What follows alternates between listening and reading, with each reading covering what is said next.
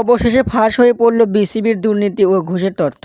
প্রায় এক যুগ ধরে দেশের ক্রিকেটে হয়েছে অপব্যবহার, দুর্নীতির কাঁটায় বিদ্ধ হয়েছিল খেলা। ক্রিকেটারদের ভবিষ্যৎ হয়েছিল অন্ধকারাচ্ছন্ন। যোগ্য ক্রিকেটারদের ভুল রিপোর্ট দিয়ে অজুহাত দেখিয়ে বাদ দেওয়া হয়েছিল একাদশ থেকে। 2012 সালে প্রথম বিসিবির দায়িত্ব নেন তিনি। এরপর এমনভাবে নির্বাচন সাজান, তার সমকক্ষ কেউ দাঁড়ানোর সাহসই পায় না। বিপিএলের টাকা পর্যন্ত দিয়েছেন মেরে। তৃতীয় বিভাগ বাছাই ক্রিকেটের এন্ট্রি ফি 1 লাখ থেকে করেছেন 5 লাখ। সেই থেকে কোনো একাডেমির দলই বাছাইয়ে অংশগ্রহণ করে না। এভাবেই ক্রিকেট বন্ধ হয়ে যাওয়ায় উঠতি ক্রিকেটারই ক্রিকেটার হয়ে ওঠার সুযোগ হারিয়ে ফেলে অকালেই। প্রতি বছর 2টি ক্লাবকে তৃতীয় বিভাগে তুলে নীল নকশার কোর্টে রাজনীতিতে।